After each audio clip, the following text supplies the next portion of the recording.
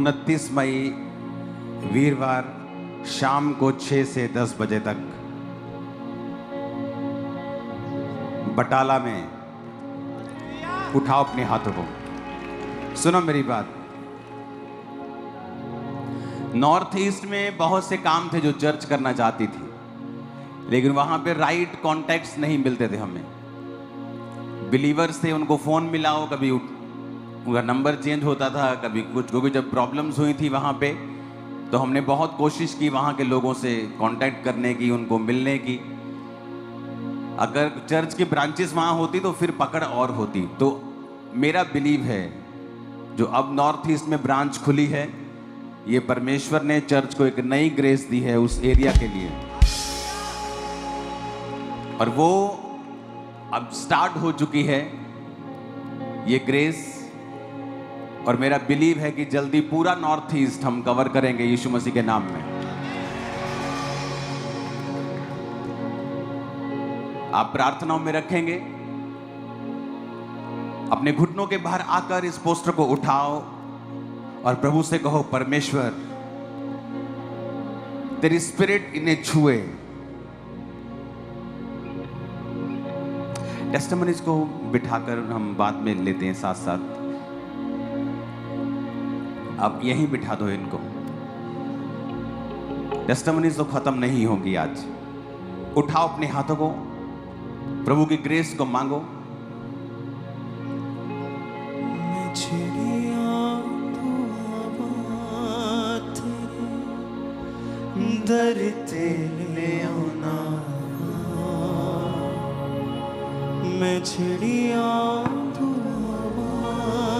खुदा से कहो, परमेश्वर इस क्रूसेड में, इस मीटिंग में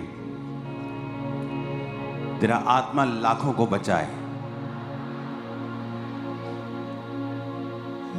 ऐसी ग्रेस जो हमने पहले कभी ना देखी हो, हम उसे इस सभा में देखें।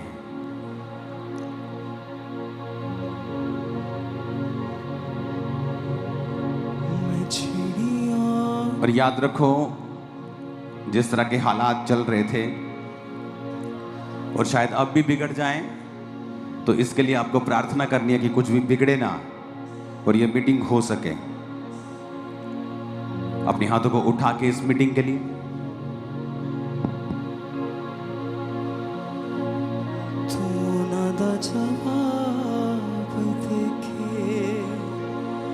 प्यार तेनी यसू तेरा बनिया दीवाना, मैं भी तेनी। प्रभु यीशु मसीह के सामर्थी नाम में हम मांगते हैं। जितनी आज ताकत है हाथों में, बस यूज करते रहना प्रभु के लिए। आमीन। एक नई ग्रेस, उसके लिए खुदा की तारीफ करो जोर से। मेरा ये बिलीव है कि नॉर्थ ईस्ट में काम करना बहुत जरूरी है। तो मेरा विश्वास है कि नॉर्थ ईस्ट में जो आज ब्रांच खुली है, वो आगे के आगे के आगे हम लेके जाएंगे यीशु मसीह की ग्रेस से, ताकि जब लोकल ब्रांचेस वहां पे होंगी तो पूरी पकड़ होगी हमारी। हम जो भी करना चाहेंगे हम कर पाएंगे। आमीन। अपने हाथों को उठा के कहो और सब लोग बैठ जाओ। वॉलंटियर्स खास तौर पे तुम लोग, क्योंकि एक जने को बैठाना होता है और आप 3 जने उसको बैठाने में मदद करते हो, तो आपका रश ज्यादा लग रहा है। सब वॉलंटियर्स बैठ जाओ जहां भी हो। आज ये पहली गर्मी है जब हम शेड में हैं। शायद आई थिंक पहली गर्मी है, पहली है ना। एक बच गए हम इस बार।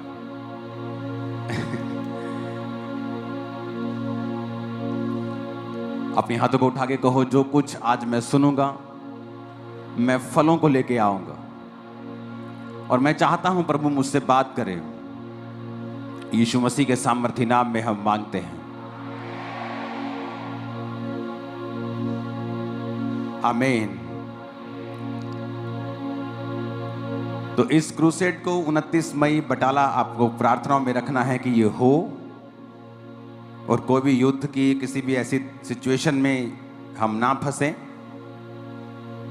क्योंकि वहाँ लाखों लोग खुदावंद की प्रेजेंस में होंगे। मौसम के लिए, हर चीज़ के लिए आपको प्रार्थना में रखना है। आमीन। पंजाब में और ब्रांचेस की मैं आपको गुड न्यूज़ देने वाला हूँ आज, क्योंकि परसों जब मैं फुल नाइट प्रार्थना में था, मैं परसों भी नाइट प्रार्थना में था, तो मैं कभी भी इस तरह से प्रार्थना में नहीं जाता हूं कि प्रभु मुझसे बात करे या मैं कुछ क्या करूं, मैं कैसे करूं। अब मेरा वो सिस्टम बन चुका है कि अब मुझे सिर्फ प्रार्थना में बैठना होता है, क्योंकि मेरा कोई भी प्रेयर का विषय नहीं होता अब। तो जब मैं प्रेयर से उठा तो परमेश्वर ने मुझे एक खास तरह का विजन, दर्शन दिया कि मुझे वो कंप्लीट करना है। तो आपको प्रेयर्स में रखना है इस विषय को भी, कि आने वाले हफ्तों के अंदर बड़ी बड़ी ब्रांचेस जो हैं पंजाब में ओपन होंगी, बहुत बड़ी बड़ी और बहुत शानदार।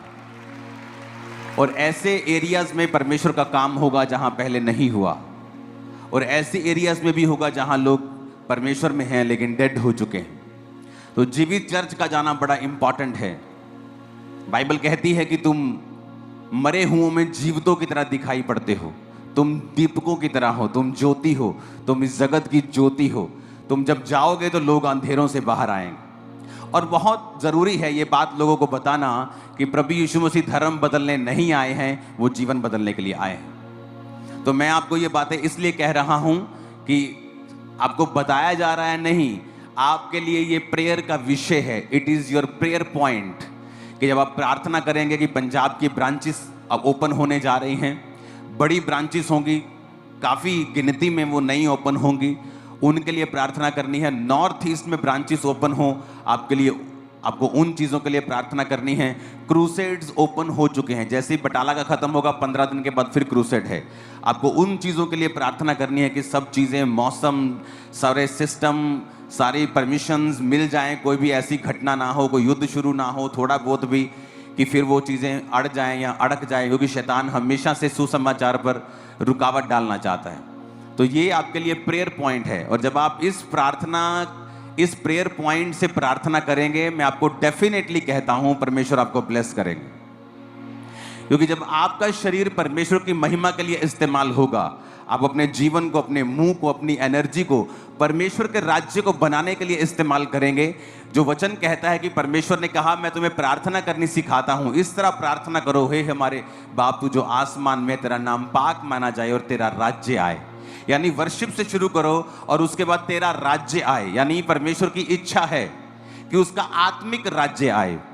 वो राज्य नहीं जो शारीरिक लोग समझते हैं, जो पॉलिटिकली लोग समझते हैं कि इनको अपने एमएलएस बनाने हैं। अगर चर्च को एमएलएस बनाने हो, क्रिश्चियंस को एमएलएस बनाने हो, तो आज पंजाब की 20% पॉपुलेशन अगर क्रिश्चियन है तो क्या 20% एमएलए बनाए जाएं?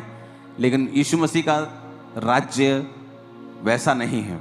उसका राज्य आत्मिक है, लोगों को पापों से बाहर निकालना, उनको सच्चाई पे लेके आना, उनको वचन के साथ जोड़ना। तो ये आपके लिए प्रेयर पॉइंट होगा कि आप लोग इन विषयों के लिए प्रार्थना करेंगे। आमीन। और जैसे ही आप इन विषयों के लिए प्रार्थना करेंगे, आप भी ब्लेस होंगे।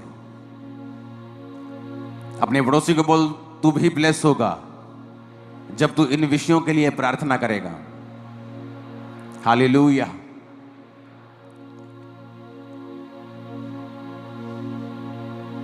तो मेरा ये बिलीव है कि आप लोग इसे प्रेयर में याद रखेंगे और परमेश्वर का आत्मा हमें हेल्प करेगा राइट प्लेस को चुनने के लिए, राइट जगहों को चुनने के लिए, और वो डिवाइन हेल्पर्स को खड़ा करेगा, क्योंकि ये काम आसान नहीं होता। आपको 5 ब्रांचेस भी ओपन करनी है बड़ी, तो उनमें भी करोड़ों का खर्चा है। तो आपको प्रेयर करनी है, आपको बीजों को बोना है और प्रार्थना में ज्यादा आपको रहना है कि परमेश्वर सारे इंतजामों को करे। ऊंची आवाज में हालेलुया बोलो जरा। लूका 13 उसकी 1 से 5 आयत को अब मैं पढ़ूंगा। उस समय कुछ लोग आ पहुंचे और उन्होंने उन गलीलियों की चर्चा की जिनका लहू पिलातुस ने उन्हीं के बलिदानों के साथ मिलाया था। ये सुनकर उसने उनसे उत्तर में ये कहा, क्या तुम समझते हो कि ये गलीली सब गलीलियों से अधिक पापी थे कि उन पर ऐसी विपत्ति पड़ी? मैं तुमसे कहता हूं कि नहीं, यदि तुम भी मन न फिराओगे तो इसी रीति से नष्ट होंगे। या क्या तुम समझते हो कि वो 18 जन जिन पर शीलों का गुम्मट गिरा वो दबकर मर गए, यरूशलेम के और सब रहने वालों से अधिक अपराधी थे? मैं तुमसे कहता हूं, यीशु ने कहा, नहीं, मैं तुमसे ये कहता हूं कि यदि तुम भी मन न फिराओगे तो इसी रीति से नष्ट होंगे। बाइबल में लिखा है कि जीसस अपने लोगों से बात कर रहे हैं और यीशु ने कहा जिन पर 18 जन जिन पर शीलों का गुम्मट गिर गया था, और वो एक बिल्डिंग टाइप एक चीज आप समझ लो, कुछ मटेरियल गिरने से वो मर गए थे।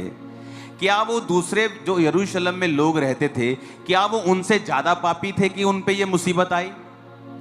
जीसस ने कहा नहीं, वो ज्यादा पापी नहीं थे, परंतु उन्होंने मन नहीं फिराया था। कई बार हो सकता है आपका अविश्वासी मित्र एक बड़े पाप में हो और आप उसकी जिंदगी को देखते हो कि ये भी तो बहन है, ये भी तो चुगली करती है। खुद विस्लिंग को सुनो। यहां आकर अंदर जो एसी में बैठे ने बाहर निकालो दो जनों को, ओके? यहां खड़े हुआ करो साइड पे और देखो कहां क्या हो रहा है। और जीसस ने पूछा क्या वो ज्यादा पापी थे? कहते प्रभु पता नहीं। कहते जीसस कहते नहीं, वो ज्यादा पापी नहीं थे। हमें लगता है ये भी औरत तो चुगली कर रही है, ये मेरी ग्वांडन भी तो चोरी करती है बिजली की, ये भी तो कुंडी डालते ही हैं, ये मेरा साथी है, ये भी तो पेट्रोल चोरी करता है, ये भी तो गलत तरीके से बॉस से पैसे लेता है, इसको तो कुछ नहीं होता।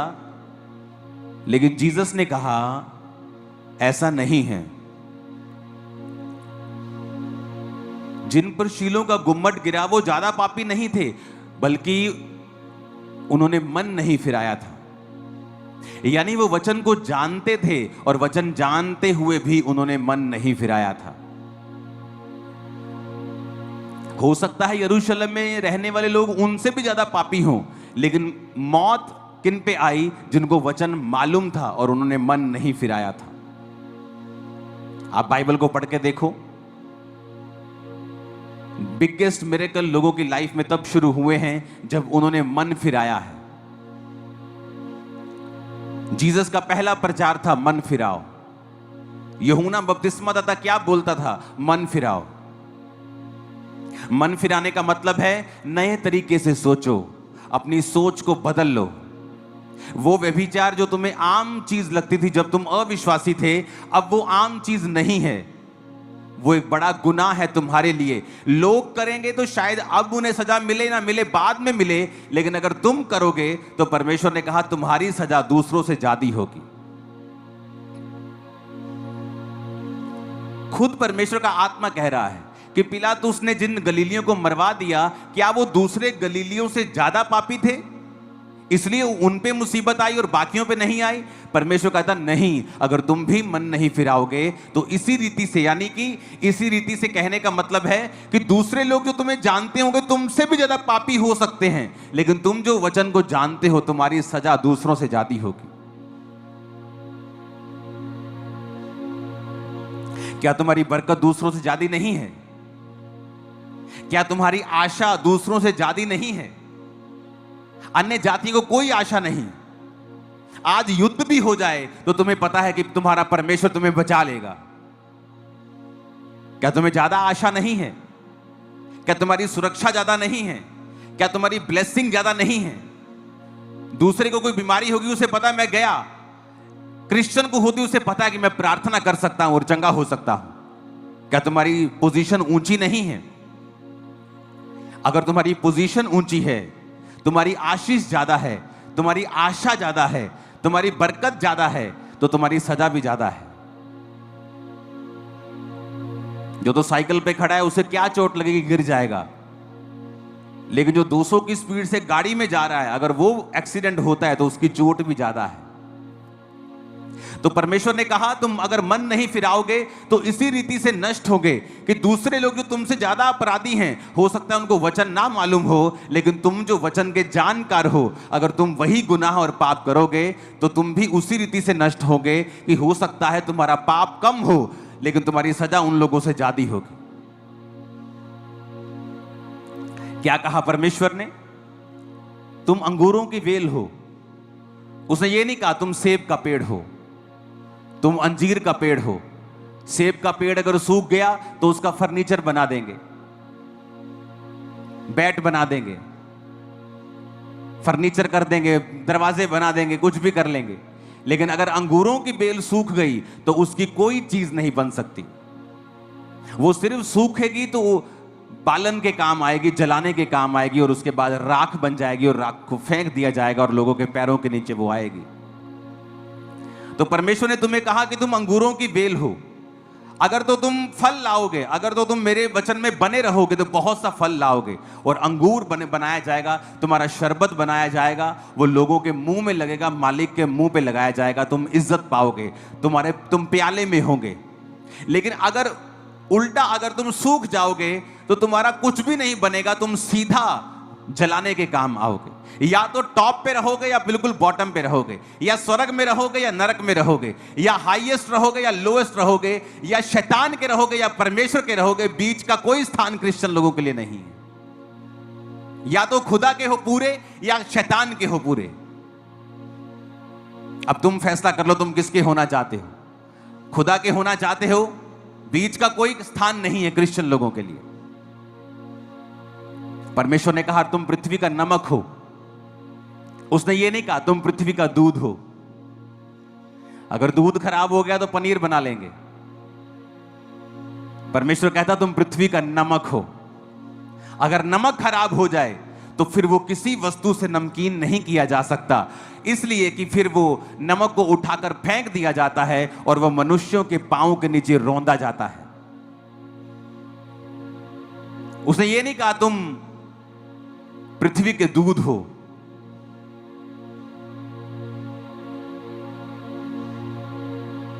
तुम पृथ्वी की गाजर हो, तुम पृथ्वी के सेब हो। उसने नहीं कहा। कहता तुम पृथ्वी के क्या हो? नमक हो। हर चीज तुम्हारे द्वारा स्वादिष्ट बनेगी। आप दुनिया की बेस्ट चीज लेके बनाओ और बिना नमक डाल के उसे खा के देखो, आपको मजा नहीं आएगा। नमक प्रिजर्व करता है। आप अचार को लंबा चलाना चाहते हैं, नमक डालना पड़ेगा। चीज को खराब होने से बचाना चाहते हैं, नमक डालना पड़ेगा।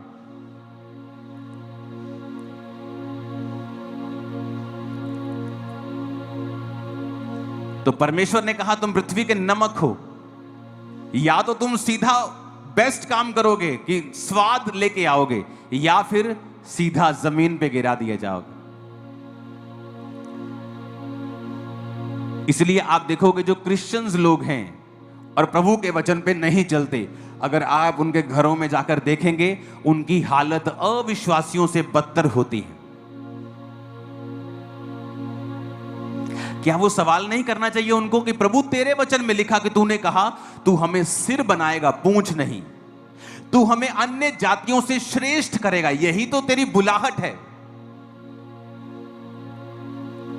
क्या कहा परमेश्वर ने इस्राएलियों को कि मैं तुझे इसलिए चुनता हूं कि तू साइज में, गिनती में थोड़े थे, अब मैं तुम्हें चुनकर तुम्हारे आसपास की जातियों से तुम्हें श्रेष्ठ करूंगा, ताकि मेरे नाम की महिमा हो कि ये जाति इसलिए श्रेष्ठ है क्योंकि इनका परमेश्वर यहोवा है, इनका परमेश्वर यीशु मसीह है।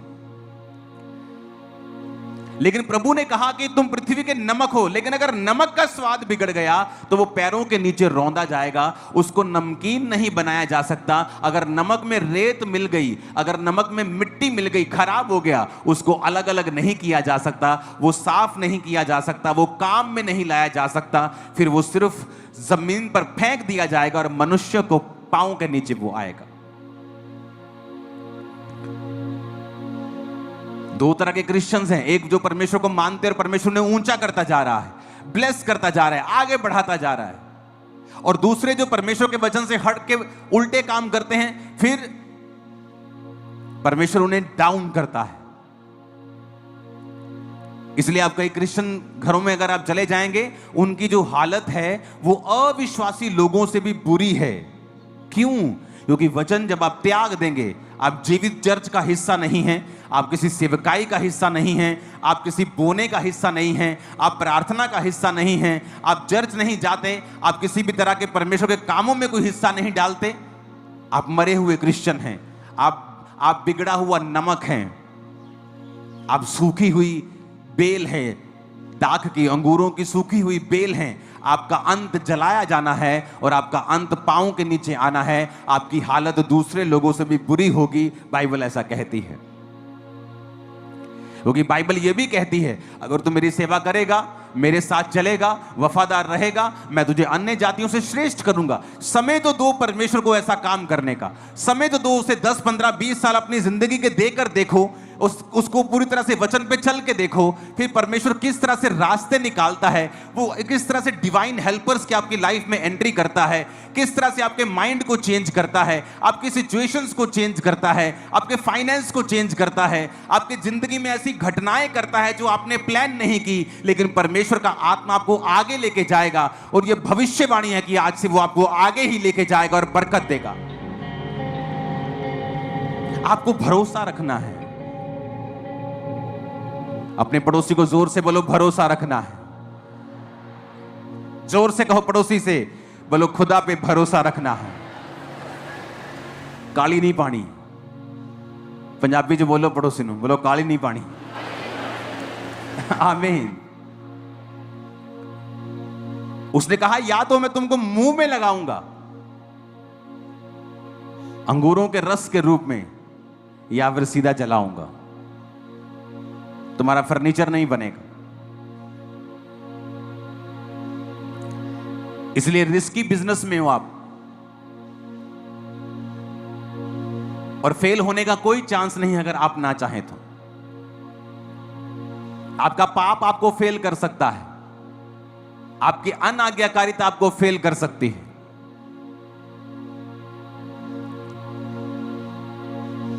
हालेलुया। ऊंची आवाज में कहो हालेलुया।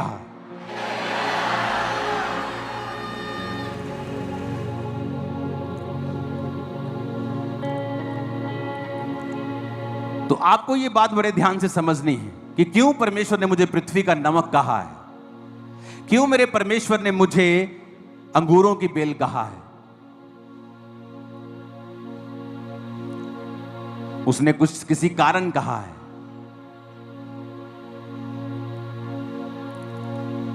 और यही वो कारण है जो मैंने आपको बताया है कि प्रभु ने कहा, ऐसा मत समझो कि जो दूसरे पापी हैं और तुम भी वही पाप करोगे और तुम्हें सजा नहीं मिलेगी। दाऊद और शाऊल में एक अंतर था। शाऊल ने पाप किया, दाऊद ने भी पाप किया, पर शाऊल ने क्या किया, उसको कोई मतलब नहीं था कि परमेश्वर नाराज है। जब शमूएल ने कहा, शाऊल प्रभु तेरा राज्य तुझसे छीन कर किसी और को दे देगा क्योंकि तूने गुनाह किया है, उसने नहीं कहा प्रभु मुझे माफ करे। कहा मेरे साथ नीचे पहाड़ पे चल, पहाड़ से नीचे मेरे साथ उतरना, ऐसा ना हो कि तू मेरे साथ ना हो और लोग जो हैं वो सोचे कि शमूएल इससे अलग हो गया। उसे लोगों की चिंता थी, परमेश्वर की चिंता नहीं थी।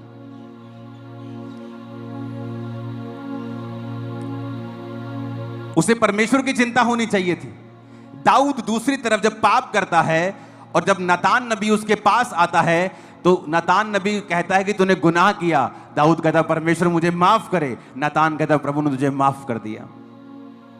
हालांकि दाऊद को उसकी सजा मिली, प्रभु ने उसे सजा दी, प्रभु ने उसे राजा की गद्दी से नहीं हटाया, लेकिन हां उसे बहुत ह्यूमिलेशन का, उसे बेइज्जती का सामना करना पड़ा और उसके घर में विद्रोह हुआ। जैसा उसने तलवार से दूसरे को मरवाया था, यानी जो कुछ उसने बोया था वैसा उसको काटने को मिला। हाथों को उठा के ऊंची आवाज में हालेलुया बोलो।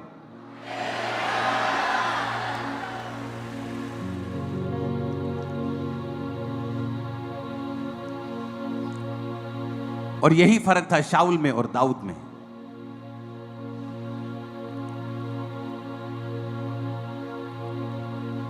आप कोई गलती करता है, आप सदूकी और फरीसी बन जाते हैं। तो वचन कहता है जब एक औरत को जो व्यभिचार में पकड़ी गई थी, कहां लिखा था व्यभिचार नहीं करना? पुराने नियम में, यानी वो खुदा का वचन था। खुदा के वचन के आश्रय से लोग आपको मारना चाहते हैं आज।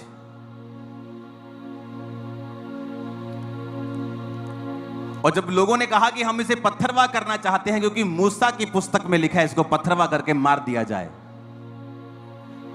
तो जीसस ने कहा तुम में से जो निष्पाप हो पहले इसको पत्थर मारे। और किसी ने सोचा होगा, कोई बहुत चालाक होगा, सोचा होगा इसको कैसे क्या मालूम होगा, मैं निकालता हूं। जैसे वो पत्थर उठाने लगा, जीसस क्राइस्ट उसके पाप जमीन पे लिखने लगे। उसे लगा पोल खुल जाएगी, भाग जाओ।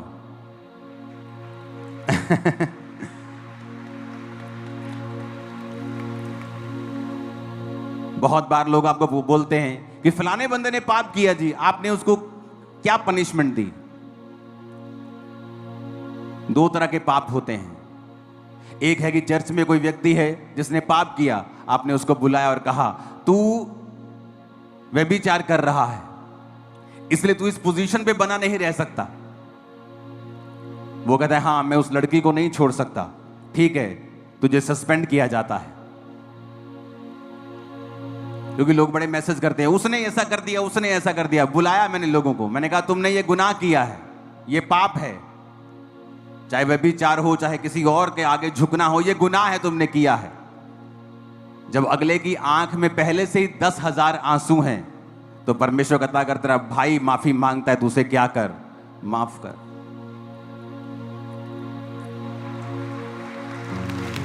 तो उनको सजा दी जाए जो ढीठ हैं, जो अपने गुनाहों की तौबा नहीं चाहते। मैंने तो आज तक नहीं देखा कि किसी की आंखों में पश्चाताप के आंसू हों और परमेश्वर ने उसे सजा दी हो। लेकिन जो सदूकी और फरीसी हैं वो सजा देना चाहते हैं, कहते प्रभु इसको मार दिया जाए क्योंकि इसने पाप किया। तेरे पिता के वचन में लिखा है कि मूसा की पुस्तक में इसको मार दिया जाए। आज दुनिया में मसीह का काम करने वाले लोग बहुत कम हैं जो जेन्युइनली परमेश्वर का काम करते हैं, बहुत कम हैं। फेसबुक विद्वान आपको बहुत मिलेंगे जो सारा दिन कुछ नहीं करते, सिर्फ फेसबुक पे लिखते हैं और क्रिश्चियनिटी के लिए एक डक्का नहीं हिलाते, काम एक सोटी तक नहीं पकड़ते, डरते हैं हर चीज से, धरती पे कोई रूह नहीं बचाते, कोई काम नहीं करते।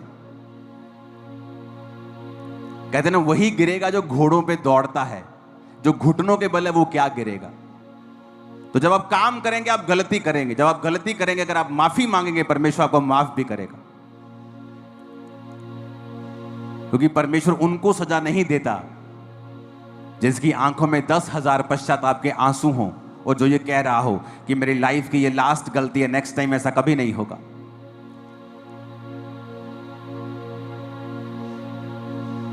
काश प्रभु यीशु मसीह सच में कहीं तू फरीसियों के जैसा नहीं था।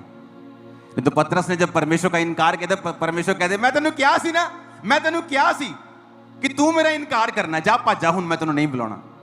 बाइबल कहते जब पतरस गिरा, यीशु मसीह पास जाके पतरस को बोले पतरस किदा ठीक ठाक, do you love me Peter?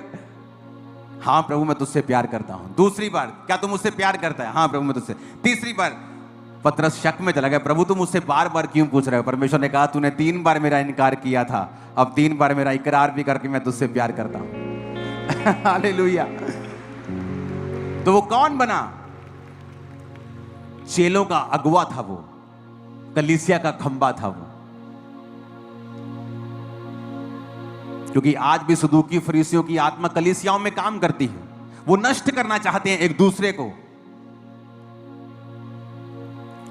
वचन कहता है जब आप कुलस्सियों 3 उसकी 13 आयत में पढ़ते हैं, यदि किसी को किसी पर दोष देने का कारण हो तो एक दूसरे की सह लो, एक दूसरे के अपराध क्षमा करो, जैसे प्रभु ने तुम्हारे अपराध क्षमा किए वैसे ही तुम भी करो।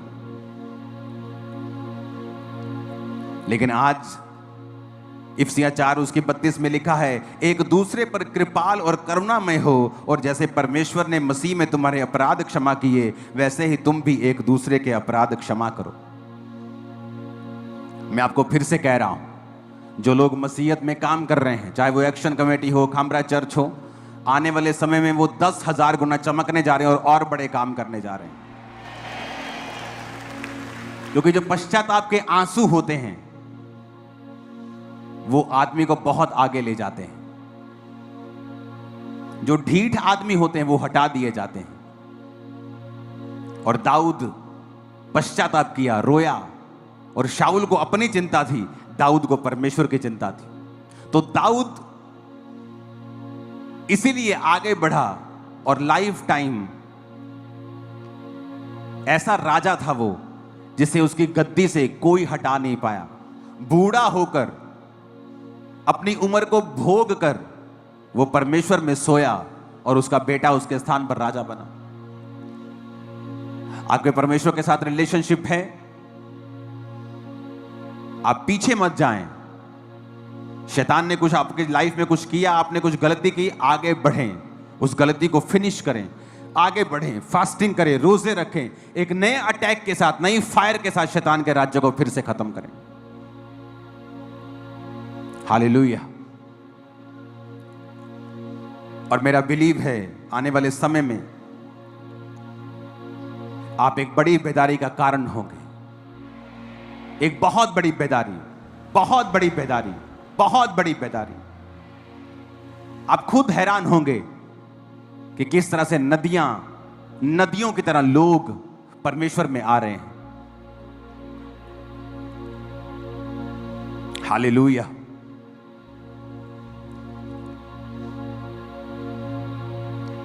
तो अपने पड़ोसी से कहें, माफ कर, क्योंकि तू भी जीसस से माफ किया गया है।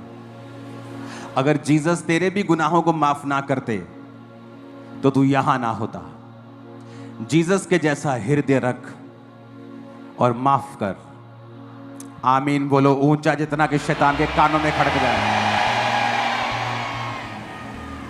Hallelujah, hallelujah.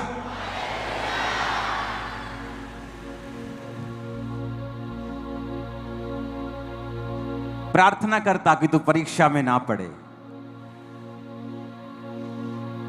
आपको लगता है आपका शरीर हावी हो रहा है, आप किसी समाज के बहकावे में आ गए, या आप व्यभिचार के बहकावे में आ गए, या आप नशे के बहकावे में आ गए, क्योंकि आपके शरीर की अभिलाषा आप पर हावी हो गई, तो रोजे रख लो। आप जैसे रोजे रखेंगे आपके शरीर की अभिलाषाएं मर जाएंगी। आपको शरीर तंग करता है, रोजे रख लो। व्यभिचार तंग करता है, रोजे रख लो। आपके शरीर में ऐसी गंदी आदतें हैं, आपके जीवन में ऐसी चीजें हैं जिनसे आप नफरत करते हैं लेकिन आप रोक नहीं सकते उन्हें, रोजे रख लो। आप रोजे रखेंगे, प्रार्थना करेंगे, प्रभु आपको ग्रेस देगा। आप उन चीजों को तोड़ दोगे, उस सारे बंधनों को आप तोड़ दोगे।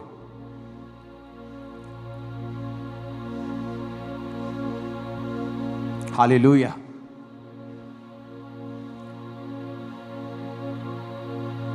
हमें वही स्पिरिट रखनी है जो जीसस के अंदर थी। कुछ ऐसे लोग होते हैं जो अपनी गलती गुनाह को मानते नहीं, बल्कि आगे से चौड़े हो जाते हैं। और दाऊद की तरह भी कुछ होते हैं जो बोलते हैं हाँ हमसे मिस्टेक हो गई। हम पश्चाताप करते हैं, हम फास्टिंग में पश्चाताप करते हैं, हम आंसुओं के साथ पश्चाताप करते हैं। नेक्स्ट टाइम से ऐसा लाइफ में कभी नहीं होगा।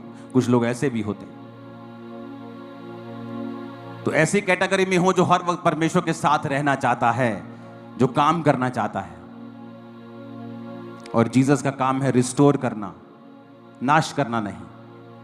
वो आपको रिस्टोर करेगा, आपके परिवारों समेत फिर से बनाएगा। आपको जो टूटा हुआ है फिर से बनेगा। यीशु मसीह का आत्मा कह रहा है डिलीवरेंस मीटिंग है, आपका परिवार जोड़ा जाएगा, फिर से टूटा हुआ परिवार फिर से जुड़ेगा, फिर से जुड़ेगा। टूटा हुआ परिवार जो आपका टूट चुका है फिर से वो जुड़ना शुरू होगा।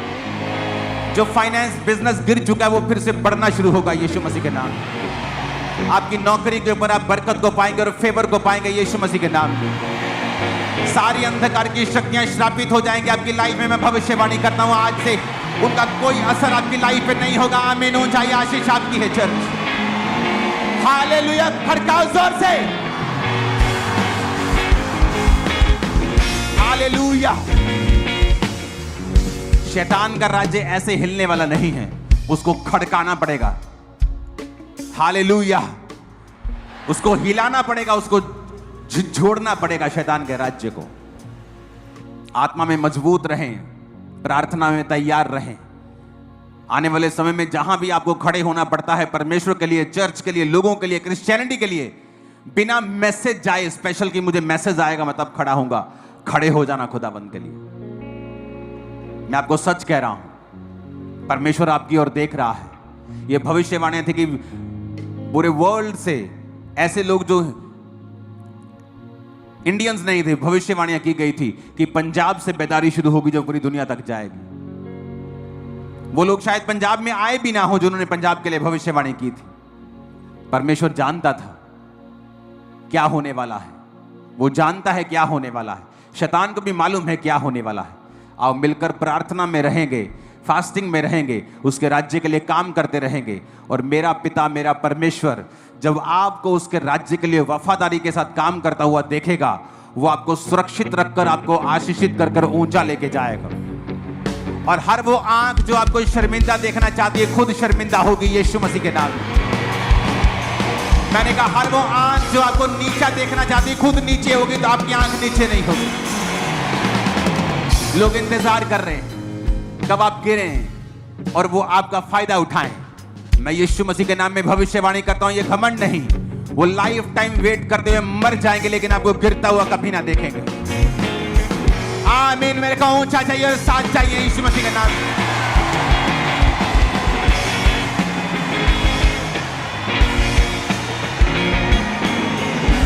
हालेलुया।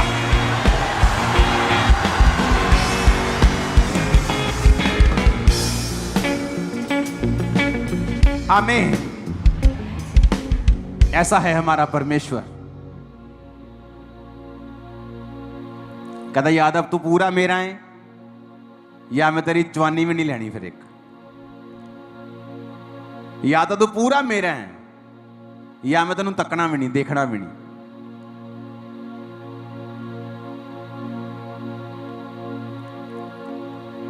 अपने पड़ोसी को बोलो तुम नमक हो, अपना ध्यान रखना। आमीन। आप जानते परमेश्वर ने अब्राहम को क्या कहा था? मैं तेरी संतान को रेत की तरह, रेत की बालू के किणकों की तरह बनाऊंगा। इतने अनगिनत होंगे। रेत साफ करती है, बर्तन मांजने के लिए बहुत से लोग रेत यूज करते हैं। रेत साफ करती है पर खुद गंदी नहीं होती। नमक स्वाद बढ़ाता है लेकिन अगर खुद गंदा हो जाए तो उसका स्वाद कोई बढ़ा नहीं सकता। अंगूरों की बेल आपको स्वाद देती है लेकिन अगर खुद सूख जाए तो किसी काम की नहीं। तो प्रभु ने हमारी तुलना ऐसी चीजों के साथ की है जो जीवित अगर हो, अगर अच्छी हो तो बड़ी ही शानदार है, उनके बिना कोई और कुछ कर नहीं सकता। वो टॉप पे हैं लेकिन अगर बिगड़ जाए तो सीधा बॉटम पे हैं। या तो फर्स्ट हैं तो या तो लास्ट हैं। कहता मैं अल्फा और ओमेगा और आदि और अंत हूं। तो फैसला करना है कि या तो पहले रहना है तो या आखिर में रहना है। बीच का कोई स्थान आप लोगों के लिए नहीं। अपने दोनों हाथों को जितना उठा सकते हो 90 डिग्री उठा लो। आज से यीशु मसीह के नाम में आप फर्स्ट पे रहें। फर्स्ट पे रहने का मसा आपके हाथों और जीवनों पे आ जाए और छा जाए यीशु मसीह के नाम में। आमीन। ऊंचा ये आशीष आप, आपके परिवार, आपके फाइनेंस, आपके जीवन पे हो यीशु मसीह के सामर्थ्य नाम में। आमीन। ऊंचा ये आशीष हमारी है। आमीन। ऊंचा ये आशीष हमारी है।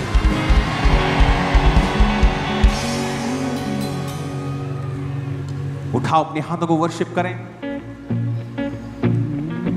यहोवा मेरा बादशाह, ओ करता भला सदा। यहोवा मेरा बादशाह, ओ करता भला सदा।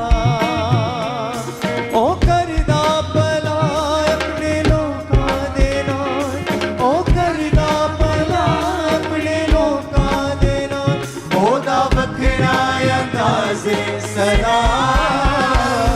यहोवा मेरा बादशाह,